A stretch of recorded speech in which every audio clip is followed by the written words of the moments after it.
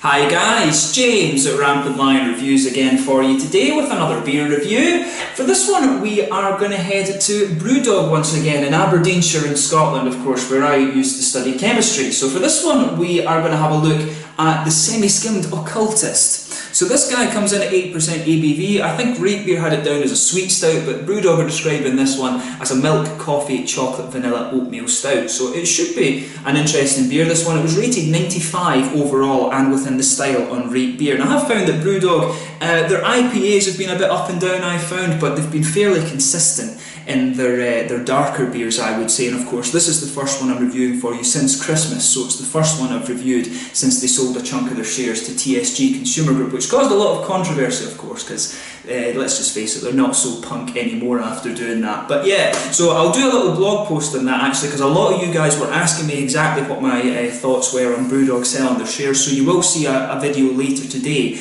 that I explain all of my thoughts about Brewdog and things like that. But for this video we will focus on the beer itself. So anyway, as is usual with my beer reviews then, I'll tell you a little bit about the brewery. If you want to get straight to the tasting, of course, just fast forward. All the usual links are in the description below. That's the brewery website, the link to my other reviews I've done from Brewdog before. I've reviewed about 110 or so of their beers or so make sure you check those out. There's all the usual social media. If you want to see more beer reviews, do consider subscribing to the channel. The whole channel, of course, has a geography-based tagging system, so you can go into the home page and search for beer based on country, city or state, whatever it is you're interested in. Do check out the playlist of beers from different countries. There is one there for all the Scottish beer reviews that I've done for you, and that's being added to every so often. And please do get in touch and let me know some of the other beers and breweries that you guys would like to see me review, especially if you're watching back home in Scotland, because there's probably a load of breweries who have opened up since I've been away and I just haven't heard of them. So it would be great to hear from you guys back home. So anyway, to tell you a little bit about Brewdog then. So Brewdog were founded back in 2007 by two guys, James Watt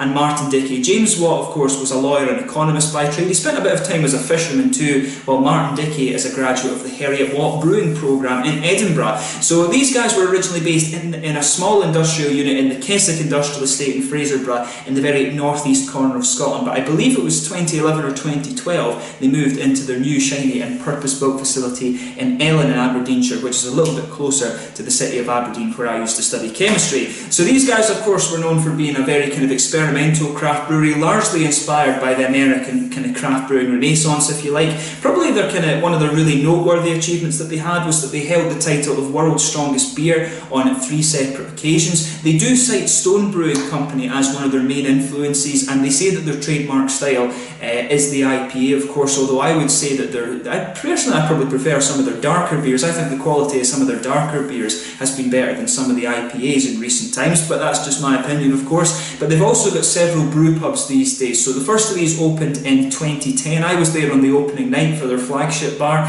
in Aberdeen. I don't remember much of that. I did get to meet James Watt and Martin Dickey a little bit, which was quite interesting. But yeah, they've got loads of them all over the place now. There's one in Tokyo, there's one in Sao Paulo, and they are kind of constantly expanding that network. They've also opened up now a second brewery over in Columbus in Ohio, and this year in 2017, like I told you, they sold 22% of their shares to TSG Consumer Group, who also own Pabst Blue Ribbon over in America, and they're saying that they're going to open up a brewery in Asia somewhere and one down in Australia or New Zealand as well. So Brewdog will continue expanding as they've done a lot of time. Initially they did a lot of their expansion through crowdfunding, which was really quite cool at the time. It was a very entrepreneurial way of doing things, but you know, now Brewdog, to be honest, have behaved a little bit questionably in recent times. But if I try a Brewdog beer on the channel, I am going to be honest and tell you what I think about the beer rather than my thoughts on the actual company itself. So we'll stick to the beer tasting for this video, like I said,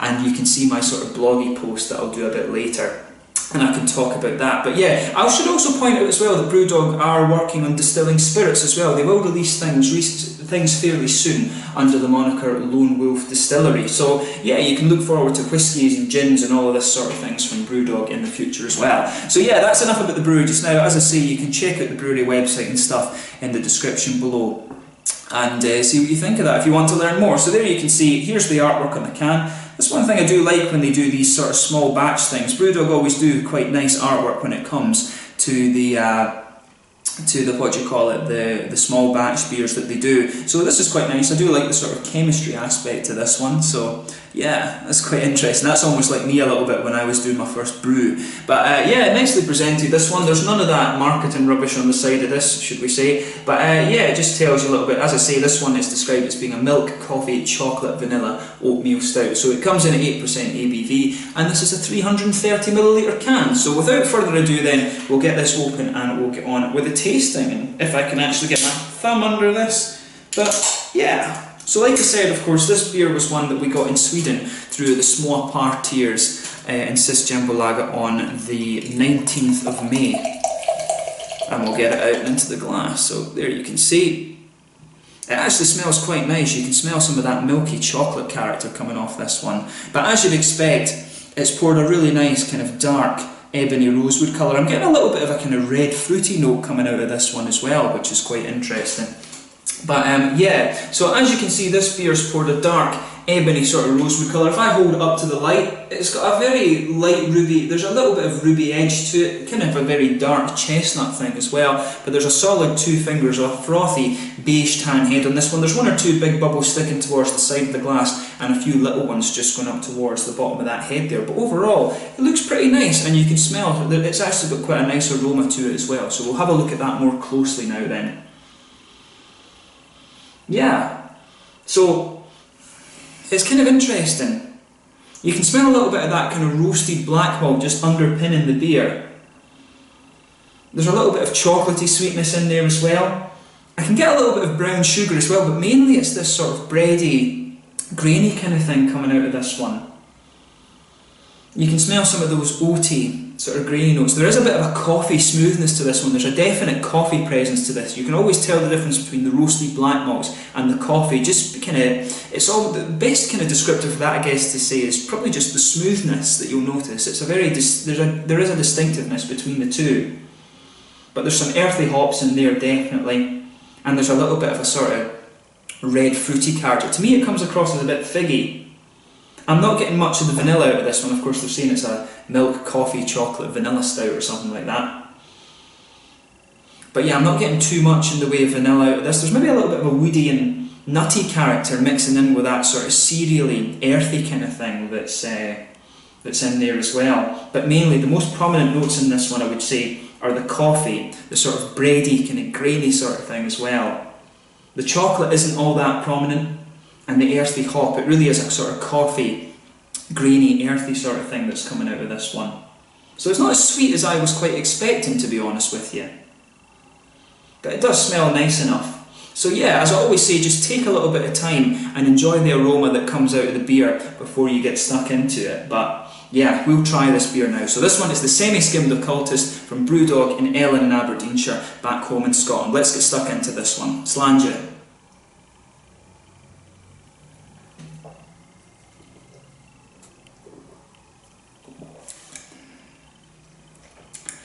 Yeah, that's a pretty nice beer. I have to say to Brewdog on this one, thumbs up.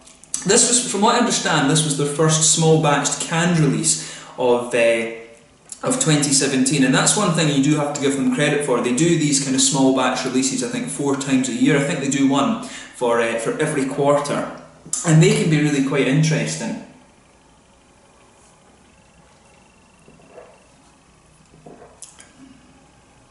But yeah, no, I have to say that. With this one, Brewdog have done a good job with this. But that's like I was saying to you, the dark beers that have come out of Brewdog recently, I would say have been more consistent than some of the IPAs. By all accounts, the one that they did with Cloudwater recently was really, really good, the IPA. And I heard that the collaboration, something in cigarettes it was called, they did with Beavertown, I heard that was really good as well. So I need to try those two when I get back home.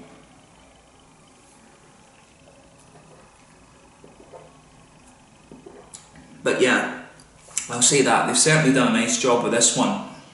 The rating that it has on Rate Beer, I'd say that's probably fair to it, to be honest. The thing that's interesting about this one, as I've told you in previous Brewdog reviews, probably one of my favourite beers that I ever had from Brewdog was the Riptide, the really sweet stout. I really, really enjoyed that one. This one to me is a little bit, it has the same sort of mouth feel and things like that to it. It does have that same kind of Riptide vibe to it, but it's just a little bit darker and roastier and a little bit more boozy as well. So it's quite an interesting one, this. I was expecting it to be more like a kind of more of an obvious milk sweet stout, this one, but it's got a good balance between the sweet side of things and the sort of roasty character. So like I say, a thumbs up to Brewdog on this one.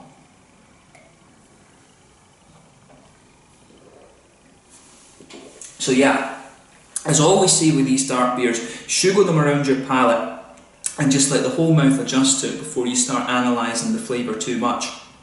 But yeah, with this one, there's a lot of stuff going on in the malt base of this one. You can feel that sort of light, kind of almost brown bready character just underpinning the beer. There's a little bit of roasty black malt as well, and that comes out more as you move further and further into the aftertaste. But that brown bready character, that sort of roasty, grainy sort of thing in there. You can taste a little bit of the sweeter oats as you come forward on the palate. You can detect that in there as well, and there's a definite sort of milky, lactose and chocolatey presence. But as you go right into the middle of the tongue, those roasty black malt characters, they just push their way out as you move further and further into the beer in this one, and right in the very middle of the palate you can pick out a little bit of that kind of vanilla sweetness as well. There's a little bit of an almost kind of brown sugary presence to this one as well. I don't think they've used like caramel or anything like that in this beer, but there is just a little presence of that, but really it's leaning more towards the kind of roasty black malt side of things. But as I said, Brewdog have done a nice job with this one, so thumbs up to them for it.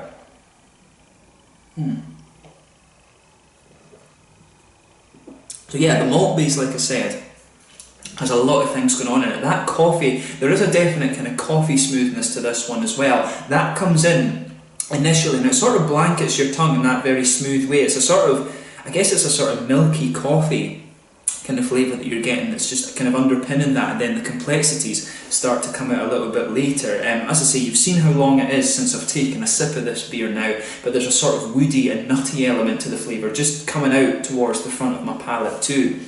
But on the sides of the tongue, in the back corners of the palate, there's a definite earthy hop presence there, and that kind of builds a good bridge with the sort of roasty black malts in there and the kind of coffee presence that the beer has. That smooths out as you come further forward, and as you go round the front curve of the tongue, it is there as well. There's maybe a little teeny bit of grassiness there, but really it's quite a... it's definitely a nice kind of big, smooth, earthy character, just with a little bit of bitterness in the back corners of the palate. I do reckon they've used English hops in this, and that's one of the things I have to praise Brewdog for, actually. A lot of breweries over in the States tend to use the American hops for their stouts and stuff like this, and I have to admit, I'm not the biggest fan of English hops when it comes to lighter beers, but when it comes to darker beers like milds, brown ales, stouts, all of these sorts of things, English hops, in my opinion at least, are best used in these styles of beers, and Brewdog do tend to use them, and I'm pretty certain there's some English hops in here, probably some Fugels or some East Kent Goldings or something like that. But this beer, as I say, to sum it up nicely, it's turned out like a very nice beer. So if you like a sort of milky coffee, I think you'll quite enjoy this beer with some earthy hops. Those are the main notes to this one. It gets a little bit roasty as the flavour goes on, but overall it's quite smooth and quite milky. It's just like a milky coffee with a little bit more roasty black malt character and some earthy hops. There's a little bit of a fruity presence in this one as well, as I say, a little bit of an almost figgy character behind the front curve of the tongue. As I always say, that little oily bubble behind the front curve of your tongue is where you get those nice fruity esters out of the beer. But overall, like I said, Brewdog have done a good job with this one, and their dark beers do seem to keep up to a very good standard. I mean, Hinterland is the last one I remember that was really quite good, but generally speaking, their dark beers do tend to be pretty nice. In terms of the mouthfeel of this one, I would say this is on the heavier end of mid-body, maybe pushing full-body. The carbonation's very smooth. It's got a very sort of milky mouthfeel to it, I would say. It's got a very kind of creamy mouthfeel to it. The hops are very smooth. There's a little bit of bitterness in the back corner of the palate. There's a good bit of sweetness to the malt base, but at the same time there's some kind of bitterness both from the roasted black malts and from the kind of coffee presence that the beer has. There's a good bit of sweetness in there and just a little bit of a kind of red, juicy, fruity character as well. But overall, like I said, this is a nice beer, and it's, you know, it's a typical strong effort when it comes to dark beers from Brewdog. They've done a nice job of this. I certainly wouldn't hesitate to drink it again, and I actually would quite like to try it on tap, and I would recommend this one to people in particular who like sort of coffee stouts and things. It's more of a coffee stout, I would say, than a sweet stout, but that said, it probably meets somewhere in the middle of the two kind of sub-genres, if you like. But it's a really interesting beer, and I'm glad that I was able to try this one. So yeah, I hope you guys have enjoyed my particular take on this one. So if you have tried this beer for yourself, as always, please let me know your own thoughts on it in the comments section below. Until the next time, please like, subscribe, share, all the usual YouTube stuff. Do let me know what your favourite beers from Brewdog are. It's always interesting to hear from you guys, and hopefully I can review the Beavertown and the Cloudwater collaborations when I get back home over the summer. So thank you once again for watching, and I will catch you guys very soon. The Semi-Skimmed Occultist from Brewdog in Ellon in Aberdeenshire, back home in Scotland. Slanted just now, and I will catch you guys very soon. And do make sure you check out my sort of Brewdog bloggy video that you'll see later today. Cheers.